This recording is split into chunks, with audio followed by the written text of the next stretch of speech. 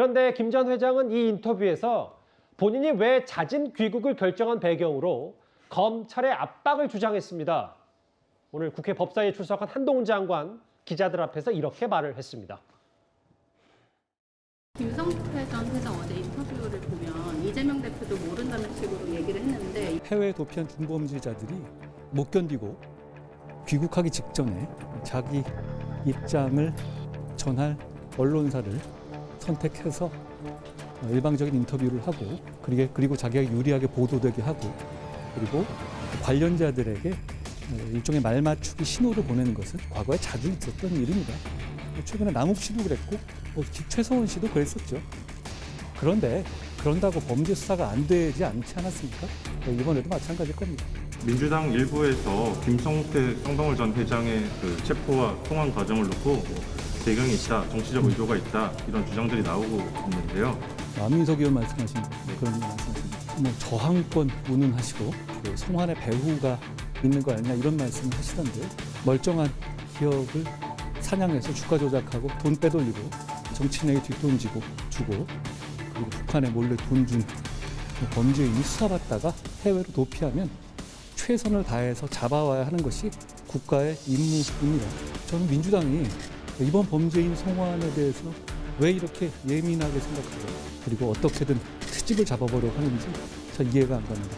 그런데 국민들께서 진짜로 궁금해하시는 거는 민주당이 말씀하시는 깡패 잡아오는 배후가 아니라 깡패 배후일 거라고 저는 생각합니다. 깡패라는 언급을 또다시 썼는데 그 얘기는 잠시 뒤에 해보겠습니다. 오늘 한 장관의 이 김성태 전 회장 인터뷰에 대해서 메시지는 이겁니다.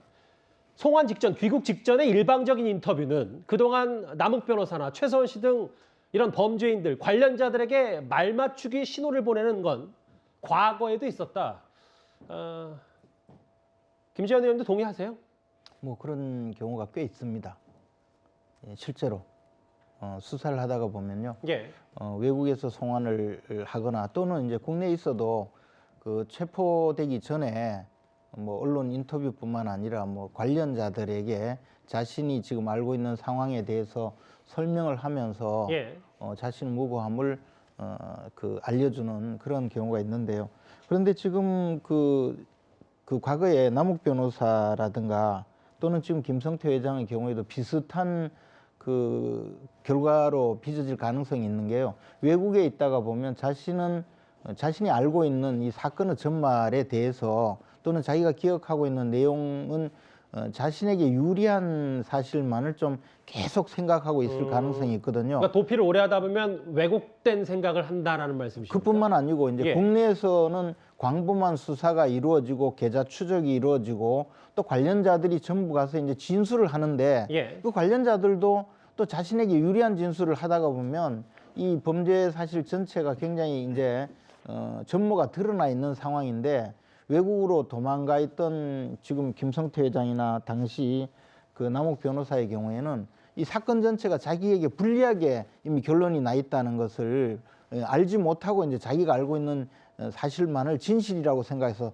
계속 주장을 하고 있는 그런 인지의 부조화 상태가 있을 가능성이 있는 것이죠. 예. 그래서 이제 들어와서 검찰 수사를 하다가 보면 자기가 모르는 사실이 이미 수사기관에서 확인이 되어 있고 자신의 주장과는 다른 수사가 기정사실화 되어 있는 것을 알고는 자기도 자기에게 유리한 상황으로 만들기 위해서 또 각종 진술을 많이 하게 되고 이것이 이제 결국에는 그런 태세를 확 전환하게 되는 그런 계기가 되는 것이죠. 저는 남욱 변호사를 보면서 미국에서 알고 있던 사건의 내용 또는 수사의 현실과 자신이 알고 있었던 사건의 내용이 많이 달랐다고 판단을 하고 예. 국내에 와서는 지금 이제 자신이 알고 있는 사실로 이 사건을 좀 전환하기 위해서 지금 저렇게 하고 있다고 보거든요. 예. 마찬가지로 이 김성태 회장도 아마 이 국내에 들어와서 물론 뭐 자기 말대로 이재명 대표를 만나지 않았을 가능성은 저는 크다고 봅니다. 예. 그러나 사건 내용은 그것이 아니고 알겠습니다. 쌍방울에서 이재명 대표의 변호사비를 대납해 줬는지 여부인데 그것은 사실 만나지 않고 오히려 이루어질 가능성도 충분히 있거든요. 또 그것이 예. 대선 과정에서 나왔던 남욱 변호사의 자금이 뭐 100억 원이 쌍방울로 들어왔다라는 알겠습니다. 예. 그런 내용과 결부된다면 이 사건은 예기치 않은 방향에서 또 드러날 수 있다고 봅니다. 김재현 의원님 개인적인 시각이긴 합니다만 도피가 좀 오래되면 본인 유리한 대로 좀 생각하고 직전 인터뷰를 하는 경향이 있다. 그런데 한동훈 장관도 언급했다시피 실제로 지난 대선을 앞두고요. 여기 남욱 변호사, 대장동 의혹의 핵심 인물 남욱 변호사가 귀국 전에 이렇게 인터뷰를 했었습니다. 미국 사전 도피 의혹도 있었는데 왜 들어오신 건가요? 죄송합니다. 그분이 누구야? 이게 변호사야. 글쎄 캐스팅하신 분께서 발연기를 지적하셔갖고 너무 송구스러워요. 근데 이게 이 작품은 이제 영화가 아니고 다큐멘터리라. 실제로 2016년 10월 세계일보와 인터뷰 최서원 씨 태블릿 가지고 있지도 않고 쓸지도 모른다. 굳이 뭐 최서원 씨까지 가지 않더라도 그 이현정 의원. 네. JTBC와의 인터뷰에서 2년 전에 남욱 변호사가 이재명 당시 대선 후보 아예 모른다. 2010년에 딱 한 번 봤다. 선거운동 하러 오셔서 악수 한 번 한 게 다다. 뭐 이렇게 한동훈 장관의 인용들을 이렇게 말을 하긴 했었거든요. 그러니까 이제 저 때는 이재명 대표가 후보로서 대통령이 될 줄 알았던 상황, 그러니까 될 것으로 예측했던 상황. 예. 이런 상황에서 이제 유리하게 이제 증언을 한 것이죠. 근데 이게 우리나라 검찰이요 그렇게 허술하지가 않습니다. 왜냐하면 지금 이 사건은 이미 8개월 동안 사실은 김성태 전 회장이 왜 8개월 동안 그렇게 도망가 있었겠습니까? 예를 들어서 본인이 지금 51개한테는 기업들을 거느리고 있고 규모도 꽤 큰 기업인데 이렇게 오랫동안 나가 있는 것 자체는 뭔가 본인이 숨길 게 많았다는 어떤 반증 아니겠습니까? 자, 그렇다면 지금 본인이 여기서 이야기하는 것들 핵심적인 사안이 이재명 대표와의 어떤 친분 문제일 텐데 예. 일단 이제 그걸 부인하는 거죠. 부인하는데 결국 이재명 지금 김성태 씨 입장에서 보면 뭔가 검찰과 거래를 해야 될 저런 사안이 있지 않나 싶어요. 왜냐? 지난 김성태 전 회장 예전에 쌍방울 증권 그 주가 조작 사건 때 그때도 이런 비슷한 경우에 해외로 도피한 적이 있습니다. 예. 그래서 동생이 대신 구속돼서 형을 살았고 이번이 처음은 아니죠. 그렇죠. 본인은 또 이제 들어와서 결국 집행유예를 받았어요. 아주 그때 정관들을 많이 써서 집행유예를 받아서 끝났습니다.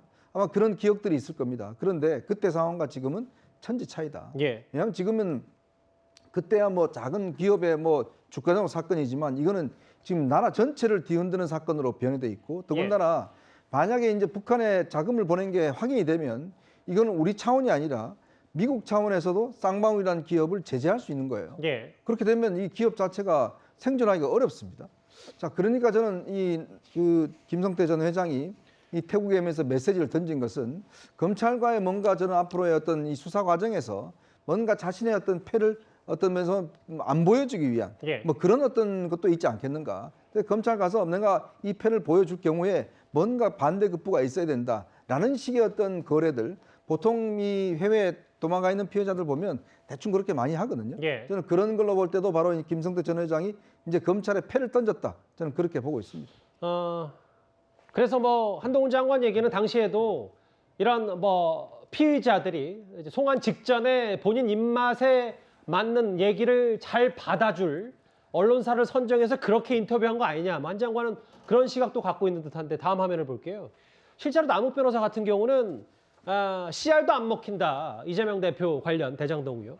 그런데 글쎄요. 이 앞서 화면에도 왔지만 캐스팅하신 분께서 발연기 지적하셔서 송구하다. 이 작품은 이제 영화가 아닌 다큐멘터리다. 그럼 김성태 전 회장도 실제로 저렇게 모른다고 했다가 나중에 또 다른 본인이 검찰 수사를 막상 받아보니까 심경의 변화가 있을 가능성도 뭐 배제할 수는 없는 거 아닙니까? 배제할 수 없죠. 다만 제가 이제 아까 전에 다들 각자 도생 상황에서 진술을 하고 있다고 말씀드렸잖아요. 어느 게 진실인지 지금 후자의 지금 말을 바꾼 게 진실인지 전자가 진실인지는 알 수 없고 예. 그 중간 어디쯤에 또 진실이 있을 수 있는 거예요. 그러니까 본인에게 유리하게 이제 가려고 한다 이렇게 보면 될 것 같습니다. 그래서 김성태 회장의 이제 리스크가 사실 여러 개가 있는데 이게 대장동하고 상당히 비슷하거든요. 그러니까 이재명 시장하고의 연관성이 있지만은 사실은 법조 게이트라고 할 정도로 법조인들과 지금 언론인들이 다 엮여 있잖아요. 예. 이것도 마찬가지예요. 지금 그 한국일보가 되게 이제 자세히 썼는데 자신 그 구속한 검사 사회 이사로 이런 제목이거든요.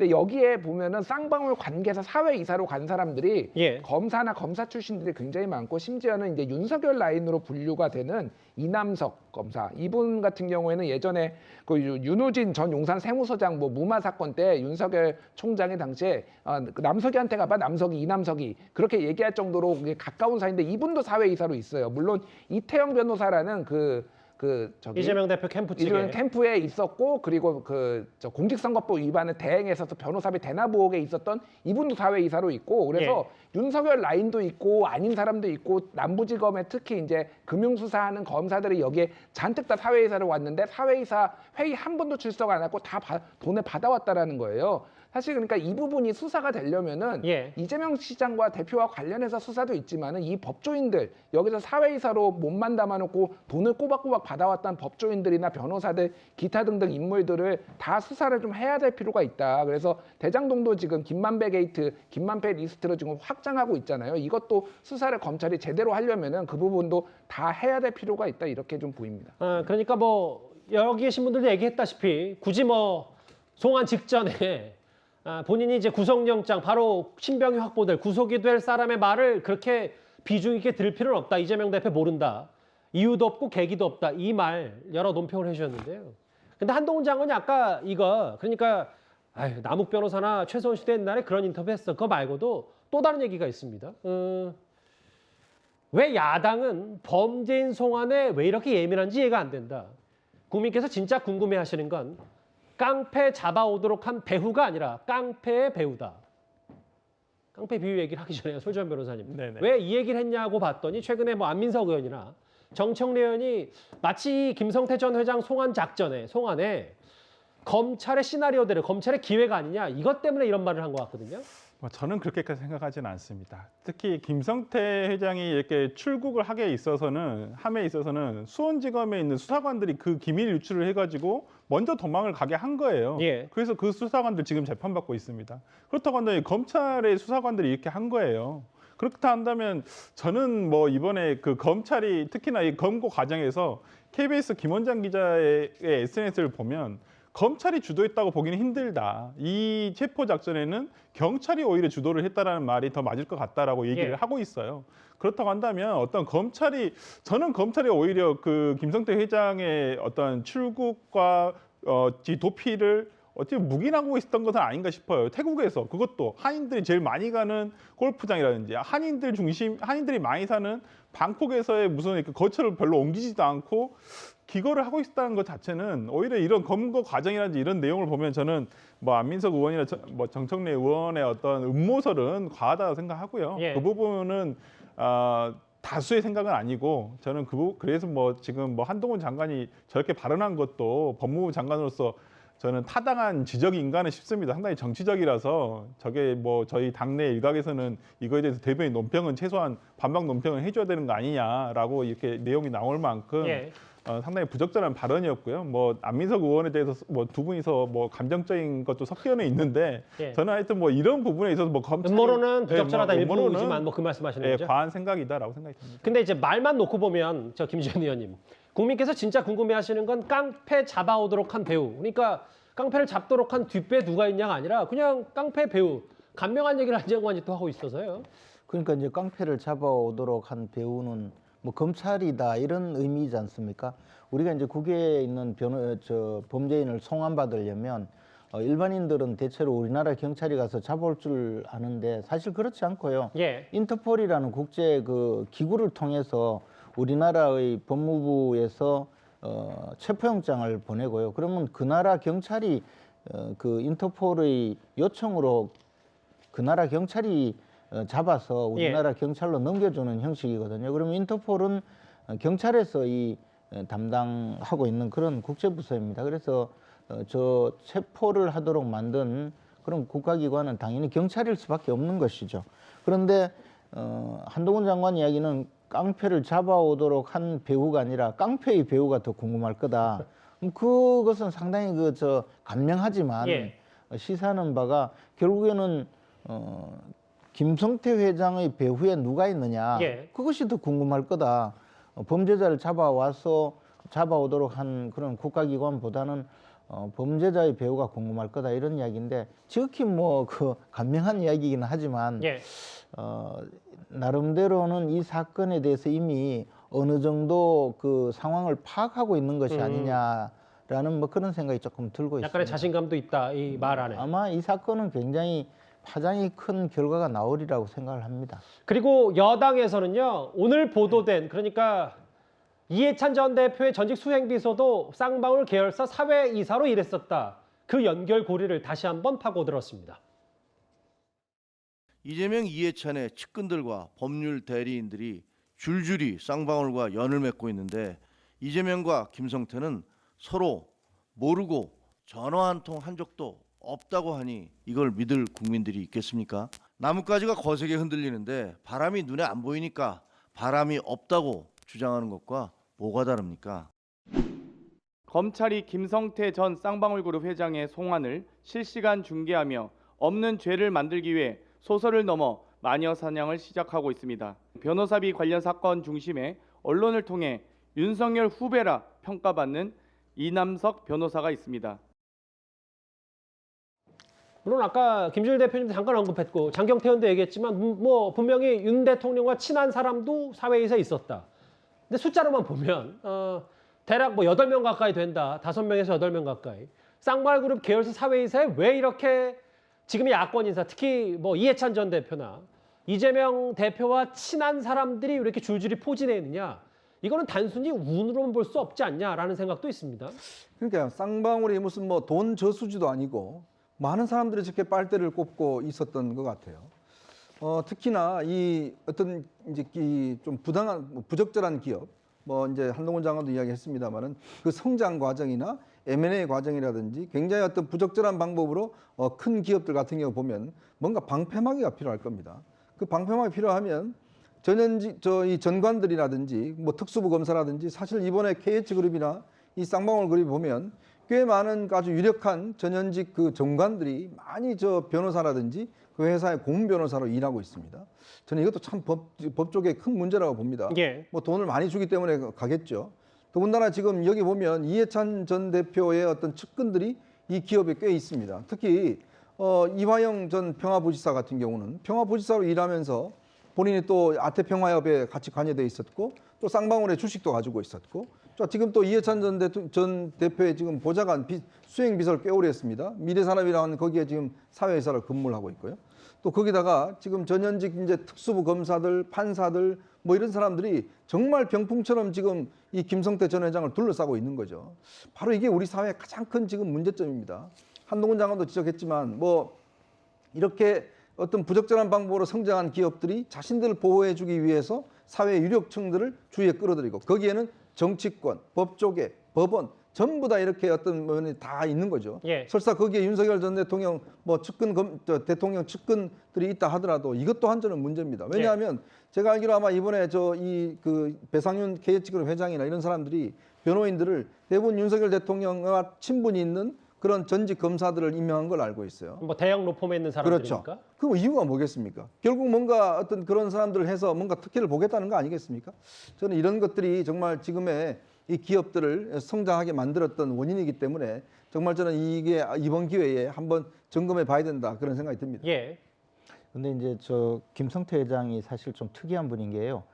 단순히 뭐 법조계뿐만 아니라 심지어는 박근혜 전 대통령의 내곡동 사저를 매입해서 지금 현재 여당 중진 의원을 통해서 박근혜 전 대통령에게 제공하겠다고 그렇게 한 적도 있거든요. 그리고 이분이 아마 이 이른바 뭐 포트폴리오라 할까요? 전방위로 정치권 또는 뭐 법조계에 온갖 선을 다는 분이기 때문에 저분이 만약에 입을 열면 상당히 많은 그 여러 가지 그 지금까지 밝혀지지 않은 또 다른 사건들이 드러날 가능성이 크다고 봅니다. 그거는 뭐 여야 할 것 없이. 저는 뭐 그럴 수도 있다고 생각합니다. 마치 좀 김만배 씨하고 좀 비슷한 방향으로 좀 흘러가네요. 말이 만약에 입을 연다면. 쌍방울과의 그룹 계열사 사회이사 얘기 김준일 대표님 짧게 하나 더. 근데 이거 변호사비 대납 의혹을 밝혀내려면 김성태 전 회장의 송환도 중요하지만 본인 말고 금고지기도 같이 들어와야 되는데 마음을 바꿔서 태국에서 더 법적 다툼 하기로 했다면서요? 그러니까 김모 재경 총괄 본부장인데 이분이 그 친척으로 알려져 있어요. 김성태 회장에. 그런데 김성태 회장이 귀국하기로 하니까 본인도 이제 포기하고 들어오기로 했다가 지금 재판이 진행 중이었는데 아니다, 나 재판 받겠다라고 하는데 이게 1심이 3월쯤에 끝나고요. 만약에 예. 항소를 하면은 6월쯤에 끝나고 그게 법적 조치가 하면은 올해 하반기에는 이제 들어온다라는 겁니다. 그래서 왜 마음을 바꿨느냐? 이유는 알 수 없죠. 이유는 알 수 없는데 저 개인적으로 추정을 하면 두 가지 가능성 정도를 말씀드리겠습니다. 하나는 이거를 지렛대로 삼아서 이 김 본부장의 지렛대로 삼아서 김성태 회장이 검찰과 딜을 하려는 거 아니냐. 그러니까 여기에서 왜냐하면은 돈을 어떻게 돌렸는지 이거는 또 여기에서 핵심을 가지고 있잖아요. 예. 그래서 딜을 하려는 거 아니냐. 아니면은 이 김 본부장이 사실은 본인이 더 중하게 처벌을 받을 것을 우려를 해가지고 일단은 여러 가능성이 시간을 있겠네요. 끌려고 하는 거 아니냐. 뭐 이런 가능성들이 있는데 일단 좀 지켜봐야 될 것 같습니다. 내일 아침 8시입니다.